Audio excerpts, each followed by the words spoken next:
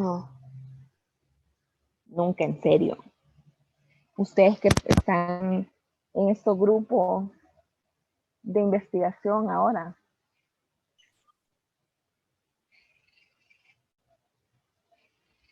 No, doctora. Qué barbaridad, me dejan sorprendida. Los primeros auxilios psicológicos es como la intervención que se da en el momento de crisis y los puede hacer una persona que no necesariamente sea personal de salud mental y ayuda como de inmediato a la persona para que se tranquilice y pueda restablecer como la estabilidad personal que tiene en ese momento. Sí, exactamente. Esos son. Y ese es el tema que vamos a ver hoy. Bueno, vamos a ver la reacción a estrés agudo y la intervención que se hace, que son los primeros auxilios psicológicos. Y después vamos a ver el trastorno de estrés postraumático. Pero realmente el trastorno de estrés postraumático es una de las patologías más difíciles de tratar en psiquiatría. Esto porque generalmente la persona no llega después del evento, sino que llega cuando ya está complicada con otras comorbilidades. Entonces eso hace muy difícil poder tratar esta patología. Es por eso que el objetivo es prevenirla, porque es mejor prevenirla que tratarla. Y para la prevención sí ocupamos de la ayuda de ustedes, porque cuando una persona sufre algún trauma o algún evento adverso, no llega al psiquiatra de un solo. O sea, y muchas veces ni siquiera busca ayuda, ni de un psicólogo, ni de un médico, al menos que haya sido un evento que pone en peligro su vida, que ahí es cuando entran ustedes al hacer este tipo de intervenciones. Yo les recomiendo, porque esta es una clase corta y obviamente no es lo mismo la práctica que la teoría. Ustedes pueden saber muy bien la teoría, pero al momento de ponerlo en práctica se les puede dificultar. Entonces, les recomiendo que si a ustedes les interesa, hay un curso de primeros auxilios que da la Universidad de Barcelona. Igual yo he visto que estas asociaciones de medicina, de estudiantes de medicina, también están tratando de enseñar los primeros auxilios psicológicos. Entonces, permítanme.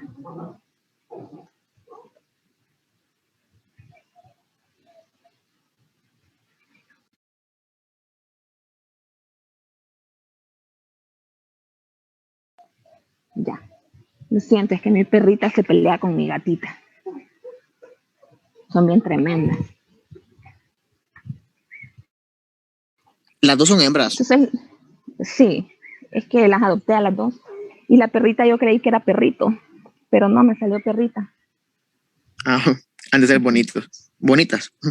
Sí, están bien bonitas ya, pero son bien tremendas. Ya no las aguanto. Me imagino. Sí. Bueno, les decía que la Universidad de Barcelona da un curso sobre primeros auxilios psicológicos que es gratuito y que el que le interese pues lo puede tomar para que ustedes tengan más conocimiento acerca de eso. Y doctora, ¿dónde lo podemos buscar ese curso? Ese curso, ¿dónde fue que lo vi yo? En plataformas de cursos online gratuitos. Creo que en Coursera es una de ellas. Ahí me parece haberlo visto. Y como les digo, es totalmente gratuito. Al menos que ustedes quieran el certificado, si tienen que pagar una cantidad por el certificado, pero igual lo pueden sacar sin tener el certificado. Gracias, doctora. Bueno. Entonces, la reacción a estrés agudo, cuando hablamos de reacción a estrés agudo, nos referimos al trauma, pero no, en este caso, no solamente a un trauma que sea físico, ¿verdad? Sino como una exposición a una situación sumamente estresante, que la naturaleza sea excepcionalmente amenazante y que probablemente va a producir un malestar profundo en la mayoría de las personas que estén en el lugar. Entonces, por ejemplo, un trauma son las catástrofes naturales que produce está malestar profundo en la mayoría de las personas, y así como eventos personales o individuales, por ejemplo, asaltos, violaciones, secuestros, etc. Entonces, los autores lo definen como un estado que es temporal, de desorganización y que se caracteriza principalmente por la incapacidad que tiene el individuo para abordar esas situaciones particulares utilizando métodos acostumbrados para la solución de problemas. Entonces, en esa parte es que es importante que se conozcan los mecanismos de afrontamiento individuales. O sea, cómo cada persona, en ese caso la persona que está sufriendo el trauma, ha solucionado problemas, quizás no de la misma magnitud, pero sí problemas que se le han presentado a lo largo de su vida, porque eso nos va a dar una idea de si esa persona tiene mecanismos de afrontamiento que son adaptativos, o sea, que lo ayudan a salir de la crisis, o si por el contrario son desadaptativos. En cuanto a la epidemiología, cuando hablamos de reacción a estrés agudo, realmente no hay datos tan puntuales, porque como les dije al inicio, no todas estas personas buscan ayuda, ya sea medicina general, en algún tipo de especialidad, en el psiquiatra, en el psicólogo. Entonces, pero sí, a grandes rasgos, ustedes pueden notar la diferencia de esto entre un país de primer mundo y nuestro continente, ¿verdad? Excepto Estados Unidos. Obviamente, el porcentaje varía y los traumas van a variar porque no es lo mismo el tipo de trauma que se puede presentar en Honduras, que en Honduras hay de todo, hay de catástrofes naturales, hay secuestros, violaciones, asaltos, que quizás en Alemania lo que pueden tener son ataques terroristas. Entonces varía, pero siempre el significado de ese trauma va a ser el mismo y el malestar que va a provocar va a ser significativo en la mayoría de las personas. Entonces hay dos tipos de crisis que ustedes deben aprender a diferenciar. Las crisis vitales, ¿cuáles se les ocurren a ustedes? O más bien, ¿cuáles recuerdan ustedes que son las crisis vitales? Eso lo vieron en psicología.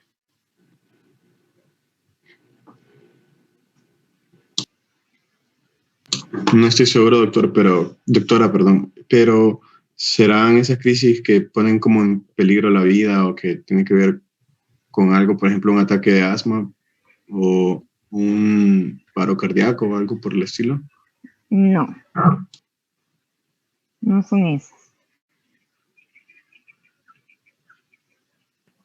Pueden ser, digamos, como serían vitales, puede ser como, digamos, la adolescencia o cuando una persona entra a la mediana edad o a la tercera edad. ¿Podría ser eso? Sí, esas son. Ah. O sea, eso lo vieron en psicología porque vieron ustedes el ciclo de vida Sí. de la persona. Entonces, en cada etapa, por ejemplo, en la infancia, puede presentarse crisis cuando el niño tiene que ir a la escuela, o al kinder, o al pre-kinder, o a lo que sea que lo lleven ahora al inicio. Entonces, porque ahí, ¿qué es lo que ocurre? Puede haber ansiedad de separación, y esa ansiedad de separación para ese niño es un problema. O sea, quizás para el adulto no, pero para ese niño sí es algo significativo. Luego está la adolescencia, que también es una etapa del ciclo vital, y que como su misma palabra lo dice, el adolescente pues está sufriendo de algo, que no es algo físico. Las crisis de mediana edad, que se presenta tanto en hombres como en mujeres. La vejez en algún momento también puede representar una crisis, porque es una etapa donde hay muchas pérdidas no físicas, sino que pérdidas del empleo, o sea, del significado que tenía su vida, todas estas cosas. Entonces pueden existir ese tipo de crisis, o más bien existen, que yo estoy segura que cada uno de nosotros hemos pasado por esas crisis y que las hemos sabido resolver para continuar. Obviamente, las personas o, por ejemplo, los adolescentes que han sido muy problemáticos, ese es un reflejo de que quizás no están resolviendo bien ese momento de su vida y que ameritan ayuda o que van a necesitar un poco de ayuda. Y luego están las crisis circunstanciales. Estas son aquellas crisis en las que la vida del individuo puede correr algún tipo de peligro y que van a ser las que ya les mencionaba, como catástrofes, como eventos violentos, dentro de todo el tipo de eventos violentos que pueden existir. Entonces, en estos tipos de crisis, si bien en las crisis vitales, como bien lo dice, es una crisis, pero no todos necesitan ayuda. Entonces, no será necesario hacer primeros auxilios psicológicos, obviamente, porque la persona va a ir encontrando la forma de resolver. Y el impacto que se genera en su vida no va a ser de gran magnitud en ese momento, sino que más bien es algo paulatino. En cambio, en las crisis circunstanciales es en donde se tienen que dar los primeros auxilios psicológicos porque es una gran magnitud o es muy intenso y en un periodo muy corto. Entonces el impacto que genera en esa persona sí va a ser muy importante porque va, como lo dije al inicio, a desorganizarse y no va a encontrar cómo solucionar ese conflicto. Obviamente no todas las personas van a requerir asistencia, porque hay algunas que suelen responder muy bien o que se desorganizan unos minutos o unas horas, pero solitas se van encaminando. Entonces, ¿de qué depende la respuesta que tengamos frente a la crisis? Va a depender de factores individuales, que dentro de los factores individuales les mencionaba los mecanismos de afrontamiento, que estos, como les dije, van a ser aquellos mecanismos por los cuales las personas han resuelto crisis importantes en su vida. Entonces, esos mecanismos pueden ser adaptativos o desadaptativos. Si son adaptativos, la persona va a ir solucionando y probablemente o no necesite ayuda o la ayuda que requiera va a ser mínima. Por el contrario, si son mecanismos desadaptativos, entonces esa persona sí requiere asistencia, porque si no se le brinda la asistencia es probable que vaya a evolucionar a otro tipo de patología. Que consta que la reacción a estrés agudo no se considera una patología, sino que más bien es una condición que se puede presentar a la persona. Luego están los factores psicosociales, que dentro de los factores psicosociales se mencionan, por ejemplo, los grupos de apoyo con los que cuente esa persona, si es una persona que tiene amigos, si es una persona aislada, una persona que pertenece a algún grupo de la iglesia, que esa puede ser una red de apoyo, o cualquier otro tipo de grupo. También está la asistencia que pueda recibir inmediatamente después de la crisis, si esa persona tiene fácil acceso a un sistema de salud que le permita recibir ese tipo de atención o no. Y luego están los factores del evento, que en estos pues cuenta la magnitud del evento, qué tantas personas lo sufrieron. Por ejemplo, si fue un huracán, si fue un terremoto, o si por el contrario fue un evento individual en el que únicamente la persona o el paciente va a salir afectado. Se considera que es más grave que sea un evento individual porque vienen las ideas de culpa y todo ese tipo de pensamientos. En cambio, cuando es algo, digamos que grupal, la persona se siente acompañada y sabe que no fue ella únicamente la que sufrió el daño. Ahora, ¿cuáles van a ser las reacciones que puede tener el individuo frente a esa crisis? O sea, ustedes han visto, no sé si en la vida real o en películas, que hay personas que lloran, hay personas que gritan, hay otras que se quedan en blanco, se quedan inmovilizadas.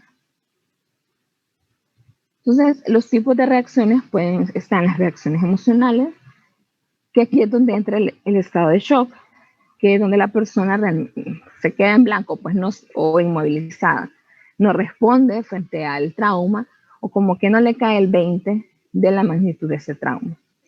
Irritabilidad, sentimientos de culpa, que esos sentimientos de culpa pueden ser hacia uno mismo o hacia los demás. La tristeza, sentimientos de impotencia, pérdida del disfrute de llevar de actividades familiares, o sea, comienza a aislarse. Igual la dificultad para sentir alegría o para experimentar otro tipo de sentimientos. Luego las reacciones cognitivas, que estas van a ser la dificultad para concentrarse, para tomar decisiones, incredulidad, confusión, pesadillas, autoestima decaída, pensamientos de culpa, pensamientos o recuerdos intrusivos sobre el trauma, la preocupación y la disociación. Este último, la disociación, es que la persona se disocia del evento, o sea, entra como en un estado, como en una visión de túnel, en donde no ve todo lo que está ocurriendo a su alrededor. O hay una sensación de irrealidad, como que eso no le pasó a ella. Cuando ustedes estén entrevistando a la paciente o al paciente, es importante que pregunten sobre este síntoma, porque este síntoma, si se presenta ya sea en la reacción estrés agudo o en el estrés postraumático, da muy mal pronóstico. Significa que esta persona, al no asimilar en el momento del evento lo que le pasó, está como en un estado de negación, pues. Entonces, es más probable que desarrolle otro tipo de patología.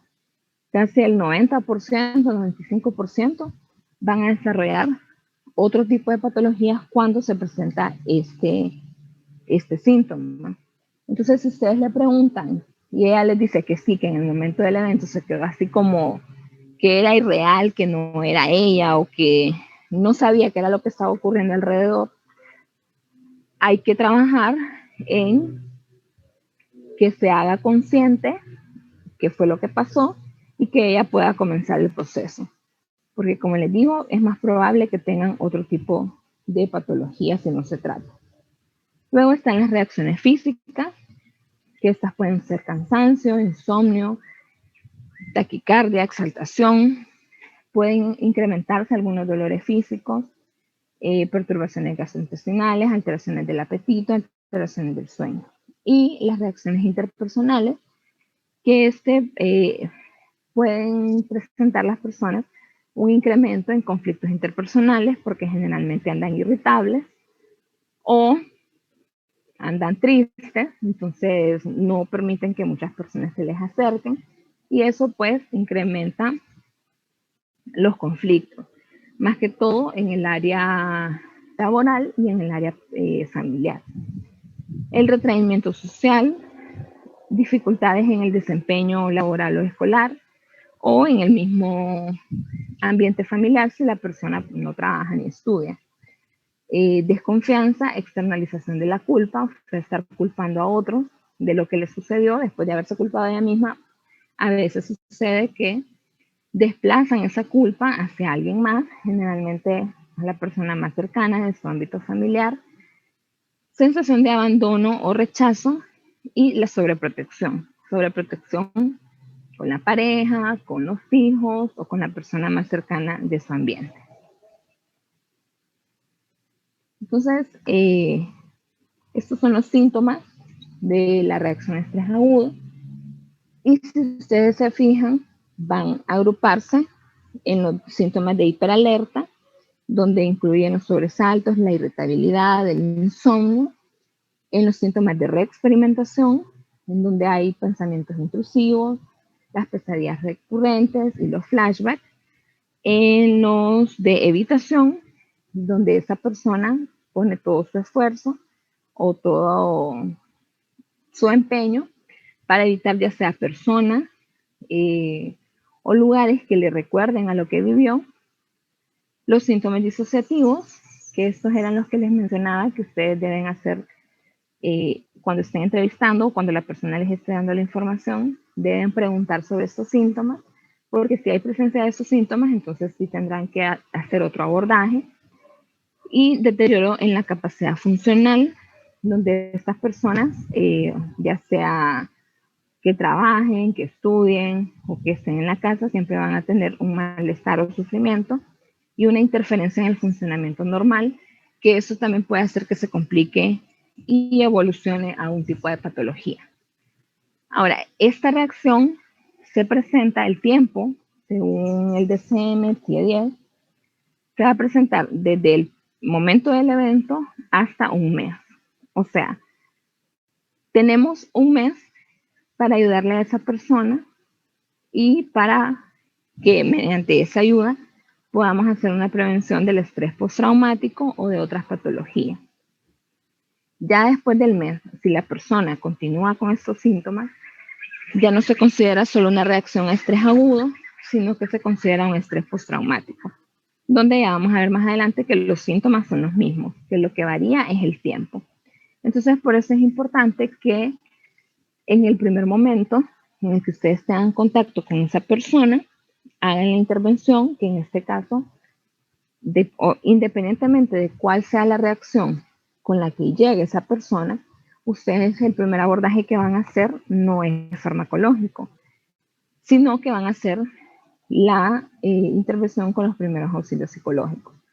Como dijeron al inicio, esta es una intervención que está dirigida no solamente a personal sanitario, sino que deberían hacerlo bomberos, policías, Cruz Roja, Cruz Verde, Cruz Blanca, directores de las escuelas, maestros, inclusive padres de familia.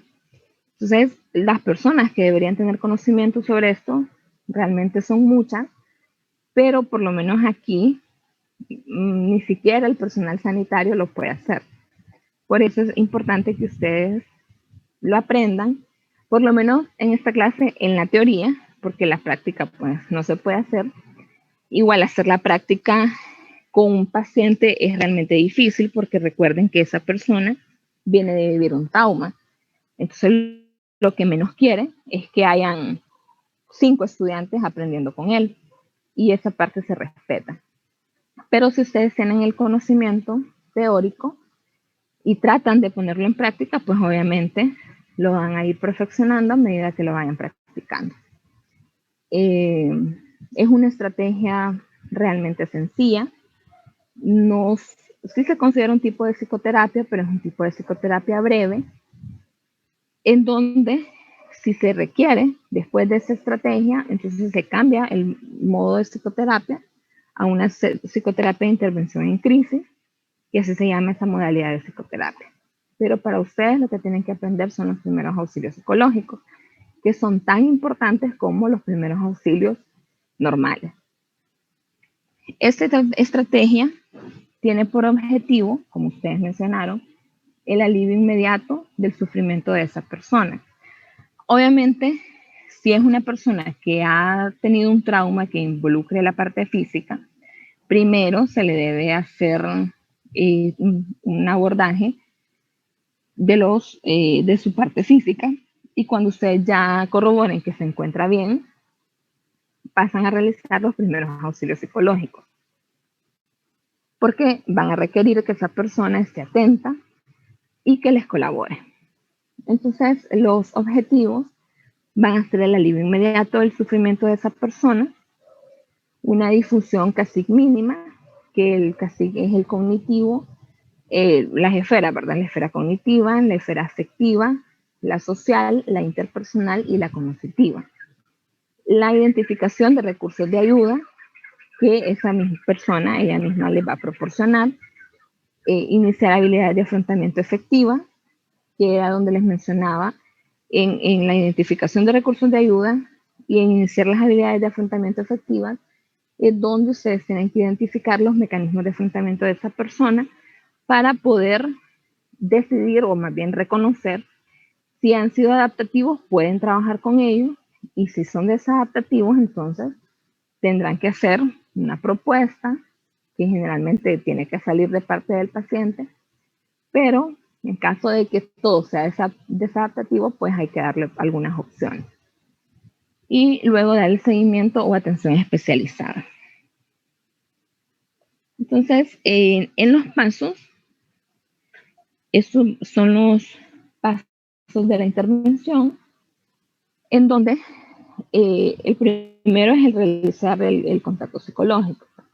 Entonces, en este cuadro ustedes pueden observar qué es lo que no deberían hacer y lo que sí pueden hacer. Obviamente, cada persona tiene su estilo, pero en ese primer contacto psicológico, lo primero que ustedes tienen que hacer es presentarse, decirle que tratarán de ayudarle en su problema, no asegurarle que ya con esa intervención todo va a ser color de rosa al día siguiente, porque obviamente eso no va a suceder. Pero sí que la van a ir ayudando en lo que ustedes puedan. Entonces, en ese primer momento, además de presentarse, van a escuchar de manera atenta todo lo que la paciente o la persona tenga que decir y comunicar aceptación, o sea, ser empáticos. No van a ponerse, por ejemplo, si llega la persona porque fue víctima de un asalto, no van a decirle, ay, sí, a mí también me asaltaron, no se preocupe que usted va a estar bien, porque ustedes están escuchando, no están hablando de su propia historia, aunque ustedes les suene tan parecido y les recuerde a lo que ustedes vivieron, no lo tienen que hacer, porque recuerden que en ese momento están ayudando a esa persona que está sufriendo. Ustedes ya sufrieron y si no buscaron ayuda, pues ya lo resolvieron, ¿verdad? O se quedaron con eso y tienen estrés postraumático, pero no es el momento para que ustedes vayan a desahogarse. Y se lo repito mucho porque sí ha sucedido. Sucede que algunas personas que hacen la intervención comienzan a contar su historia ellos con el objetivo de hacer sentir mejor a la persona y de hacerles ver que lo van a resolver. Pero realmente no es así, ¿verdad?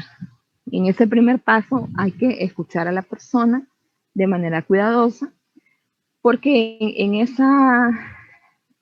cuando la persona está contando lo que sucede, también nos va a ir dando elementos de qué es el mayor sufrimiento que tiene o cuáles son los síntomas que peor lleva, cómo ha solucionado otras cosas él. Entonces, por eso hay que dejarlo que hable.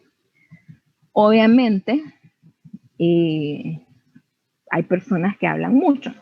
Entonces, de repente comienzan con que los asaltaron y les cuentan que es que iban para donde la novia, porque había tenido problemas con la novia. Entonces, si eso sucede, ustedes tienen que tratar de reencaminar la intervención. Luego, el segundo paso es analizar las dimensiones del problema. En este, pues, como lo hice, van a analizar cuál es el mayor problema que tiene la persona. Por ejemplo, o sea, sí fue el trauma, pero ¿qué es lo que le está dando mayor problema en este momento? Puede ser que sea el insomnio, que el insomnio no lo está dejando resolver esa crisis como debería porque no está durmiendo bien, no tiene calidad de sueño. Entonces, en este momento, ustedes van a plantear preguntas abiertas. Nunca hagan preguntas que solo dependen de sí o no, porque no van a obtener mucha información. Luego pedirle a la persona que sea concreta, que esto era lo que les mencionaba. Siempre puede ser que ella les hable de 1.000.000 de problemas que tiene en su vida, pero realmente hay que enfocarse en el problema derivado de la crisis que está interfiriendo con el funcionamiento de esa persona en este momento. Y aquí es importante evaluar la mortalidad. Yo sé que ustedes ya vieron urgencias psiquiátricas y ya vieron la parte de la conducta suicida. Entonces, aquí es importante indagar sobre pensamientos o ideas de muerte que esta persona pueda tener secundario al trauma o intenciones de hacerse daño de alguna forma, quizás no con el objetivo de morir, pero sí de hacerse algún daño físico. Es importante porque si ustedes detectan en ese momento que hay pensamientos suicidas, obviamente lo van a tener que derivar. Y nos queda menos de 1 minuto, entonces voy a volver a iniciar la sesión para que entren. Dele, doctora.